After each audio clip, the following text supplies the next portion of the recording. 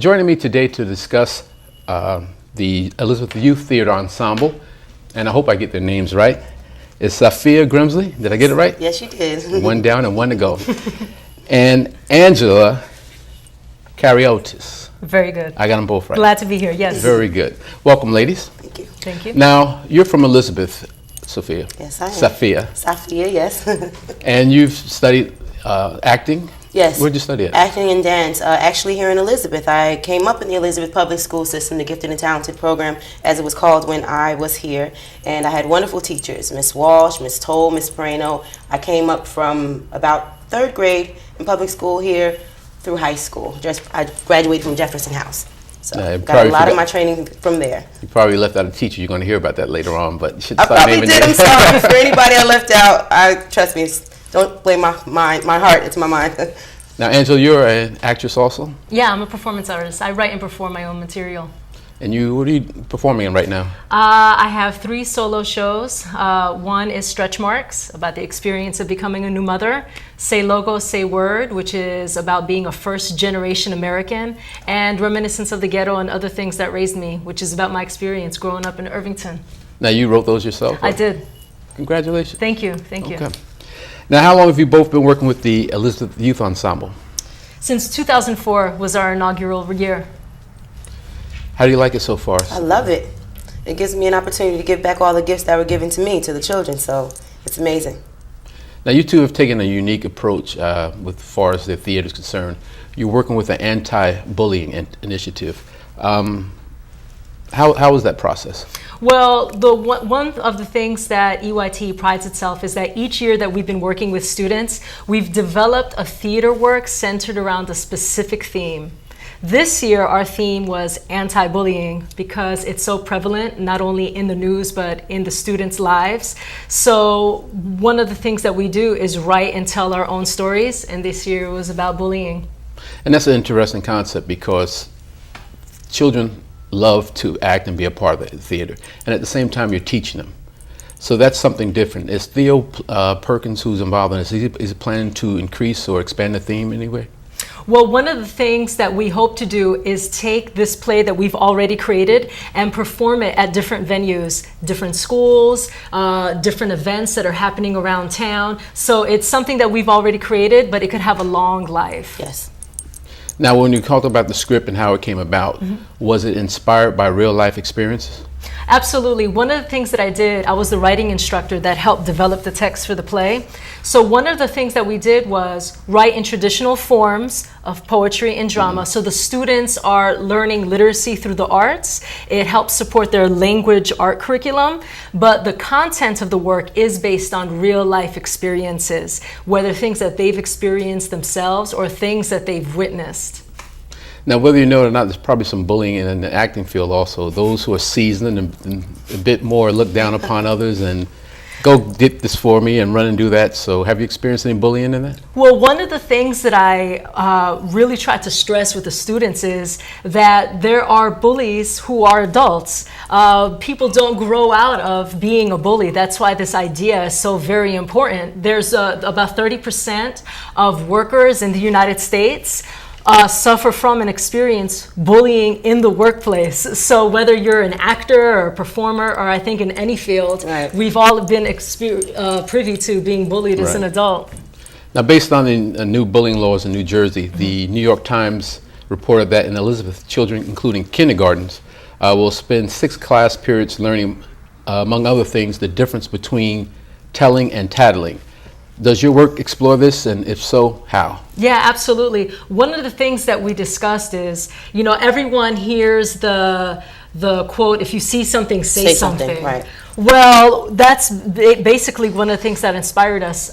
When you telling is when you are trying to help someone. You're not tattling. Tattling is when you have a negative intention, when you're trying to get someone into trouble, or when what you're telling is coming from a place of a lie, whether it's not the truth. But when you're telling, you're trying to help someone. Right. You're trying to get some help for yourself or for your friend. So it's very important to be the person who tells. Right. Now, were either one of you involved in the presentation over the summer? Yes. Both of us were Yeah, involved in the absolutely. presentation over the summer.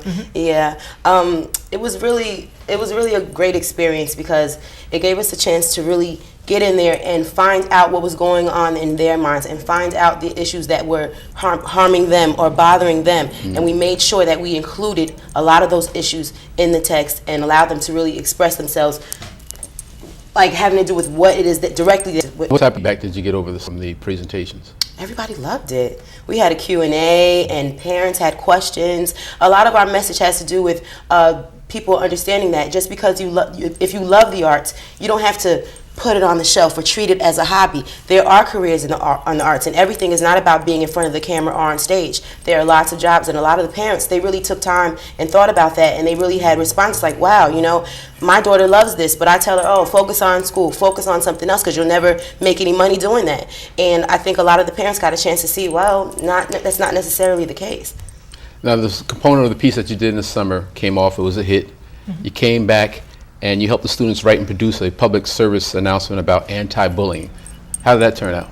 It was a hit. The mayor was in it. That's right. We picked certain students to star in it. Exactly. What was interesting is that the text for that public service announcement was based on one of the poems that we wrote together. Right. So what was great about this year is that there was a multimedia component, creative writing, performance, theater, but there was also film, right, and production, a film and production, and there was a lot about learning. Like you said, behind the scenes, yes, direction, post-production, pre-production. Yes. But that PSA was great. Everyone could check it out on YouTube. Yes. Please do. You sure you're not from New York? You remind me of a New Yorker, you know. You just got the New York feel. No, I'm from Jersey. Okay. Jersey strong, born and raised. I don't hear the Jersey accent. But That's right. Now, the PSA also addressed cyberbullying. How does the work you created deal with that? Well, part of what we did during our writing sessions was reference our online community. You know, the internet is another community. We all have to learn how to be cyber citizens. Unfortunately, a lot of things happen that are anonymous. So a lot of our work not only is based in creating content, but it's in the conversations that we have with the students. How can you be a responsible cyber citizen? What are the chat rooms like? What is dealing with Facebook and Twitter? How can we be responsible with the way that we treat each other? So a lot of those conversations helped inform the content that's in our play. Now, Angela, I know you are a writer and a performer. Do you explore any of these themes in your own work? Yeah, absolutely. One of my latest solo shows, because I write and perform my own one-person shows, and my latest work is called Bullies, and that's a show that I perform in different schools, but it's geared towards very young audiences, kindergarten, first and second graders, because I believe prevention is better than cure. Right. If we could nip this idea of bullying in a bud where it becomes uncool to be bullied and right, uncool to be a bully, then we wouldn't have the problem that we're experiencing in high schools. So very young audiences are my target. So, young lady from Elizabeth, did you ever sit in school and just envision yourself coming back and giving back to the community this way? It's funny. I was just in Jefferson House the other day because some students had a coffee house performance there. And I was just telling one of the young men, I said, you know what? When I was in high school, I always said, I'm going to come back and help put a show on this stage. And hopefully that will be happening soon. So, you know, definitely. It's very important to me to go back and help out where I was grown and bred. Well, I want to thank you both and encourage you to keep up the good work. Thank you. And let me know where I can catch you in your one-woman plays. And right on. I'll catch you when you get your academy. Oh, thank you. Yes. Right on. Put that out Thank you. there. Thank you. Thank you for joining for this half of our city. We'll be back with the second half. We'll be joined by Mr. Neptune Ambrose of the Office of Youth, and we'll discuss the upcoming Youth Service Directory. Thank you. Chris Ballwage. Misusing medication can be dangerous, even deadly. To learn how you can prevent drug abuse in our community, please visit safeguardmymeds.org.